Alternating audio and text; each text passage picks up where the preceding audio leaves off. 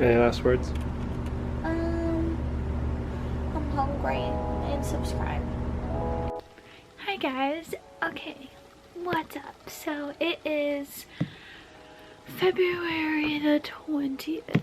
I was filming yesterday and I actually was like, this is more like documentation for me. Thinking about putting it out there on the internet gives me an anxiety attack. So I'm just gonna act like this is me just talking to me. Yesterday I got a call back for my CT scans and it was something I was not expecting. The ENT that I have been seeing had the receptionist called me like really quickly, and normally like with results like that they like call you in and sit with you and like talk to you about it. But they called me and he was basically like, they found a 1 centimeter growth on the base of your skull and we need to get you into this neurosurgeon. And it was just like a lot of information. Like as soon as he said that, I was like, it almost didn't register because that wasn't what I was expecting them to say. And I tried to write it down so I could like tell my family exactly what he said, because it just like was so shocking. So then he was like, we're scheduling an appointment right now for the neurosurgeon to see if you need surgery, if this needs surgery, and all this stuff. And I was just like, what is this growth? Like, is it a tumor? Is it cancerous? Like, there's just so many things going through my mind. I was freaking out. I was like hyperventilating and it was just a lot.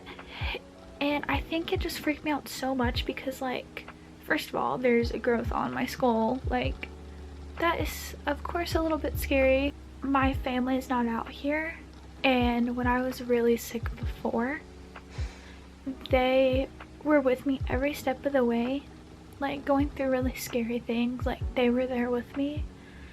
And so then we were talking about maybe having my mom come out here with me, or me and Ian driving back to Tennessee for a while so I can go to Vanderbilt, which is a really good hospital. They're like one of the best. So that's why we're just trying to figure everything out, take it a day at a time. I think why it freaked me out so much is that it was just so shocking, because I was going to get CT scans because, well, to kind of give you guys some context, in 2018 I got really sick, and I was basically like homebound. And it first started off, I had walking pneumonia, sinusitis, the flu, and bronchitis all at the same time. The sinusitis just like spread, and so we had to go do surgery. And then in surgery they found a bone spur, and then for like the post-op they had to also remove like a polyp. And so fast forward, I was getting shots once to twice a week.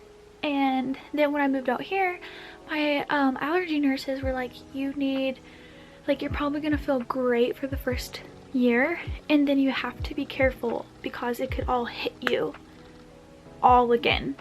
I was getting this really loud noise in my ear, and it wasn't like a ring high pitch. It's like a loud, it's almost like I'm in a movie theater and they have the surround sound on and it's so loud, and I'm like in a movie and I can't hear anything else. Like, it's hard for me to hear because it's so loud. It's like whoom, whoom, whoom, like a whooshing, super loud noise. And so obviously it's been making me dizzy, have headaches. And then I started realizing that even touching right here and like right around here, it was so sore to touch. And then I couldn't sleep that well because it was just so loud and so painful and just aching. So then I went to the doctor after dealing with this for 2 months, and then I saw a few doctors, and they put me on some medicine.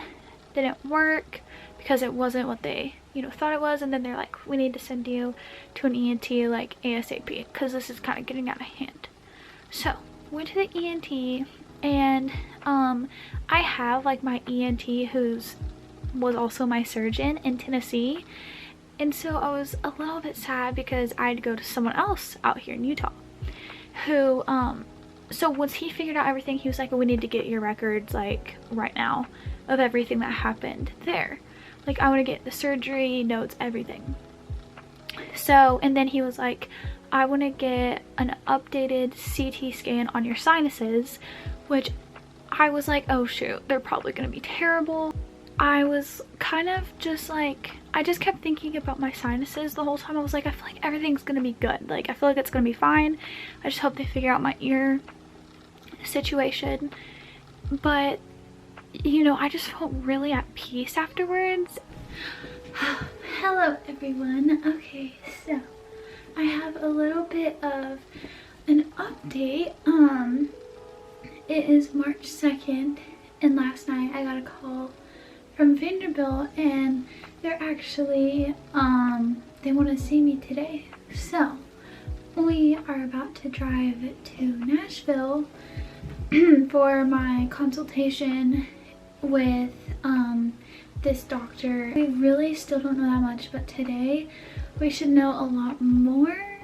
So I'm like really nervous, but I'm really happy. Like, I'm so thankful that they took my case. We don't know if they do want to do blood work and like do more testing and stuff.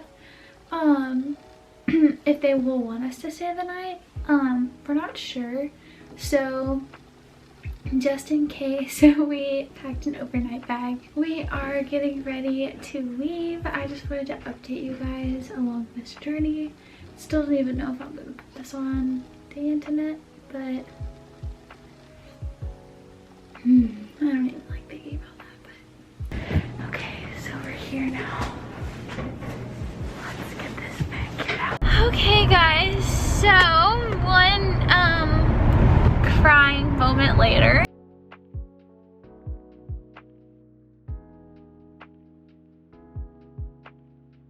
Guys, oh my gosh. Oh, that's better. Did this get better? I just don't want. Oh no. That's bad. Oh. I thought that would be better, but that turned really orange. What about that light? It's like, oh, well. It doesn't enhance the beauty. No. It's a few hours later. I know I need to update on what is going on and with the like news and everything. So, basically, and I'll have my mom here too to help. Basically, what we're dealing with right now is, well, there's like good news and then like, I guess not so good. Basically what it is a aneurysm, but it's not what you think. Like, it's not life-threatening, because it is outside of the skull. Like, it's on the base of the skull, it's not in the brain. And so thank goodness for that it's not anything, you know, it could be a lot, like it could be really bad. Good thing is that there's like a whole team of doctors working on this, so it's more than just one opinion. The other thing is that there are a whole bunch of like I don't knows right now. Basically, they think that this could be possibly like on or pushing a blood vessel, which is what I'm hearing in my ear, and that's why it's so loud. And it could grow. They don't, like, obviously they can't really say if it could or can't, they don't know. But he was saying is that they would need to do an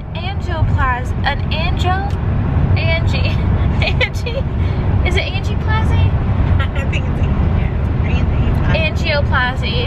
An angioplasty, which is basically like, okay, you know how people have like heart catheters where they have like a heart attack? Well, they're basically, I think they're doing that, but not through for my heart instead for like my head and my brain, I guess.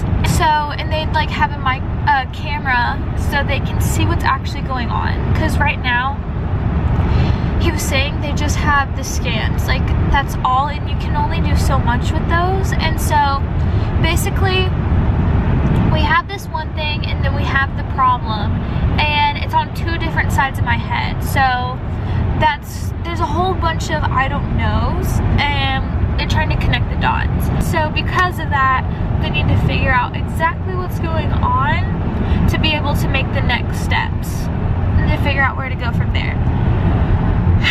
And obviously we don't want surgery, and so it's just, and what is so crazy is that he was feeling around on the back of my skull and he was like hitting it really hard, and so on this side is where I have the growth. I'm not gonna say aneurysm because that scares me. I don't like saying that. And where I'm having all the like pain and noise and all that is on the left side. That's what's really weird about it. So he was pressing around on the back of my head, and he was like pressing down really hard, and he stopped the noise. Like just like that, he just hit it really, like was hitting it, not hitting it, but pressing down really hard on it, and it just went away. And then it made it really quiet, the noise really quiet. He did it twice. The first time it did it for just a second, and then the second time it did it for a few minutes, and it was amazing relief. So I don't know, it's just so crazy because they don't understand why I'm having it on the left side and this thing's on the right side. So the scope would also help them make sure nothing else is there that they can't see on the scan. So that is the update. I know God's got this. We're just praying for guidance right now on where to go from this. And yeah. Hello everyone. Wanted to come on here. I have my surgery on Monday and it's Thursday night. So I'm gonna be there from Sunday to Thursday. Sunday through Tuesday. Oh, and then on that Tuesday, we're gonna go over everything. And I'm like, it's weird because a part of me is excited because I know that like we're so close. Like we're about to be one huge step closer to what's going on. And another part of me is nervous about it, but I know it's all in God's hands. I know it's all gonna be fine. I had to get lab tests done the other day to make sure that I'm like ready for the surgery and everything. And I have to get my COVID test, but I have to get a certain COVID test that they don't do anymore. And so I have to go back to Vanderbilt, which is like a few hours away, just to get this specific test. And we're worried about like the results getting in on time because it can't be rapid. Okay, you guys, so I'm so sorry. I know it's been a little bit, the mood has been down up until this point, but if you have made it this far, thank you so much. I did want to include some really happy clips from us going to Nashville. I'm just so thankful to be with my family and with Ian. Here's some really cute, fun moments.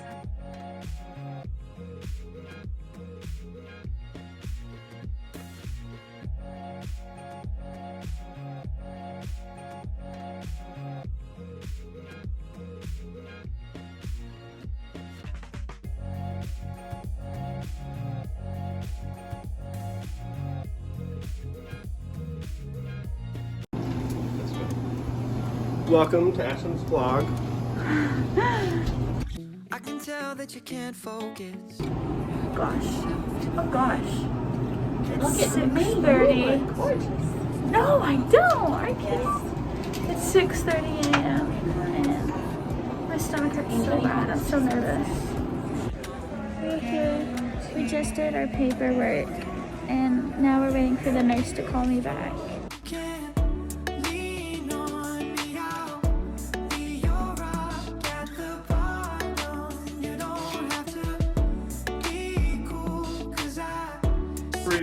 service in Nashville. Don't even gotta tip us. In and Ron, we're the best, man. Just give us free food and we'll be Ain't fine. that right, bro? Hey, we deliver from Chick-fil-A. It don't matter. Kroger, 312 Hey. Pizza, Yeah, man. Nashville, It don't Knoxville. matter how far it is. We'll get it and bring it right to your front door. Mom's brushing my hair and doing a braid. And over there, there's Ian over there. This was the day after my surgery, and as you can see in my hand here, I was having stress dreams about like my arm getting hurt, and so my nails were like in my sleep. They were digging into my hand, so I just took a picture of that. I don't know why. That little section up there that we went this morning, she loved. Nice. But these girls your age is up there taking pictures of their moms. It's a wall. It's got hearts, red hearts all over. Kisses. Kisses, They're like lips. Daddy. We'll take you there tomorrow. It's a petite. It's So a you can get in. clothing. And there's a teeny tiny altered stage. They were going crazy. They were doing holes on taking pictures. They have lots of This vegan.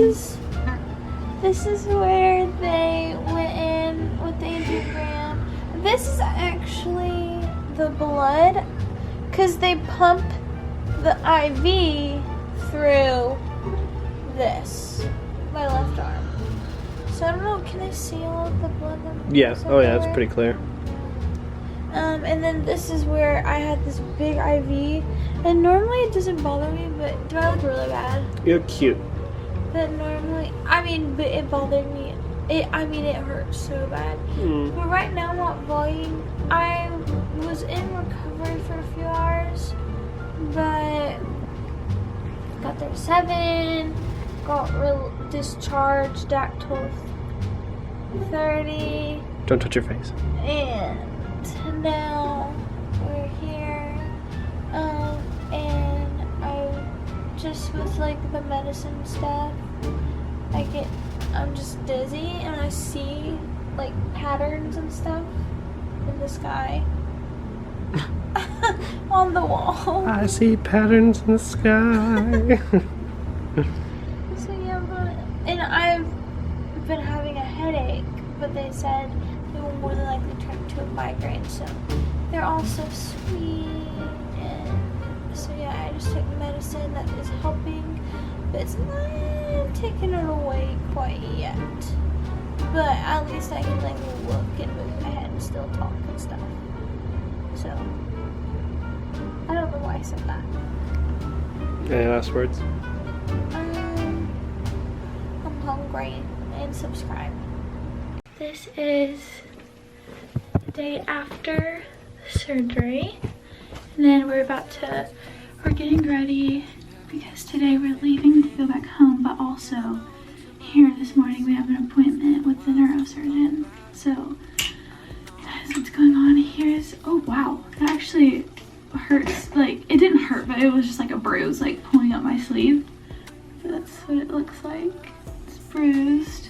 I was telling them, I was like, I feel like I went through some like war yesterday. But so now it's supposed to be 77 today, so I don't know what I'm gonna wear.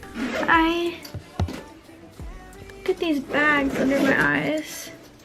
We're back home. Here's my arm. I can't show you my other arm because I can't hold up this, but it's been very emotional. And when I think about it, I just start crying again, so I don't want to do that. Okay, so I took a few days to collect my thoughts and what I wanted to say. Here I was gonna film, and then I kind of was like, yeah, never mind. But I have an update for you guys. It just took me a few days to kind of get my thoughts together. Hi guys, so it is a while later. I have to be careful with my arm, but here's what my arm looks like. I don't know if you guys can see it. It's bruised up. It's been pretty emotional the past few days. I haven't been videoing or like updating you guys because I just knew I would like bawl my eyes out.